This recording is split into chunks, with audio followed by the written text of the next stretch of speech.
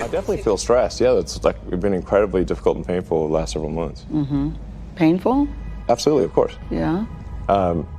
Yeah, I mean, I'm sleeping on the factory floor, not because I think that's like a fun place to sleep. You know, terrible.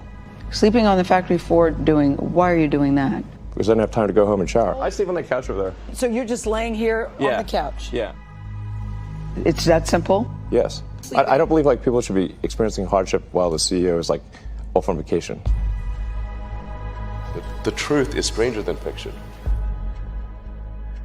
Okay, this is why it's important, and even if the odds are that it won't succeed, it's worth trying to do it.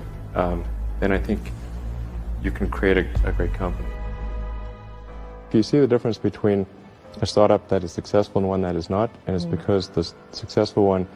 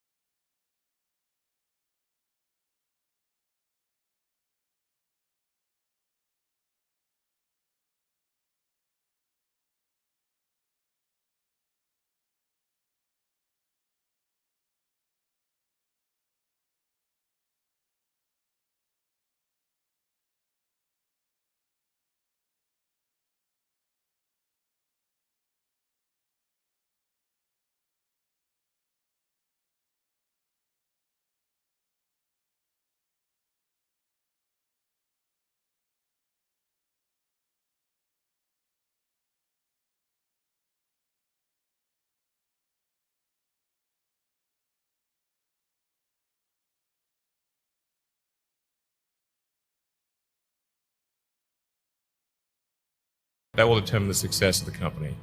So do everything you can to gather great people if you're creating a company. Then I'd say focus on signal over noise.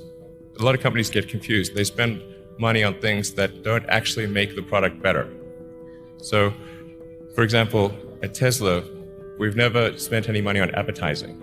We've put all of the money into R&D and manufacturing and design to try to make the car as good as possible.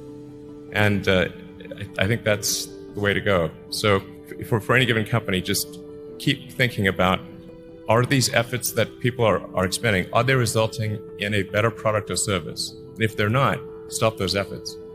And then the final thing is, don't just follow the trend. You may have heard me say that it's good to think in terms of the physics approach of first principles, which is, rather than reasoning by analogy, you boil things down to the most fundamental truths you can imagine, and you reason up from there. And this is a good way to figure out if something really makes sense or if it's just what everybody else is doing. It's hard to think that way. You can't think that way about everything. It takes a lot of effort. But if you're trying to do something new, it's the best way to think. And that framework was developed by physicists to figure out counterintuitive things like quantum mechanics. So it's really a powerful method. And then I think that the final thing I would encourage you to do is, now is the time to take risk. As you get older, your obligations increase. And once you have a family, you start taking risk not just for yourself, but for your family as well. It gets much harder to do things that might not work out. So now is the time to do that before you have those obligations. So I would encourage you to take risks now. Do something bold. You won't regret it. I think I feel fear quite strongly.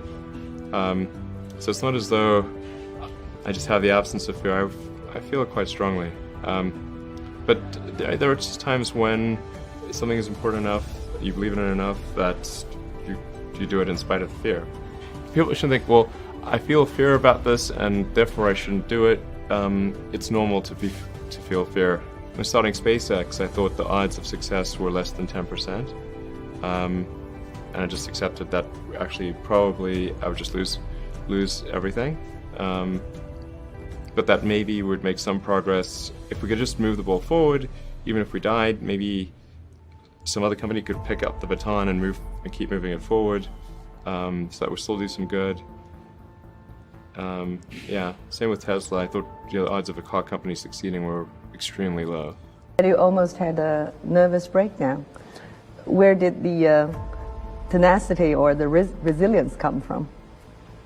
But I mean, I remember the closest I ever came to a nervous breakdown. I never thought I was someone who, I thought nervous breakdowns, that's ridiculous. Yeah. Why would people have such a thing? But I remember waking up on the Sunday before Christmas in 2008 and thinking, like, damn, this is the closest I've ever gotten, and it was looking pretty grim, because at that point, we, even though the fourth launch of SpaceX had succeeded, we were still running out of money, because we had three failures and only one success. Yeah. Still not enough. And then the financing round for Tesla had not closed, and we had only 2 days, maybe two. I think it was like 2 or 3 days, maybe, to close it before Christmas. So I was like, man, this could be a really bad end of the year. Maybe both companies will fail. Did you cry? Screams? No, I wasn't. No, I didn't cry. Smash your apartment? No. No. My sleep was difficult.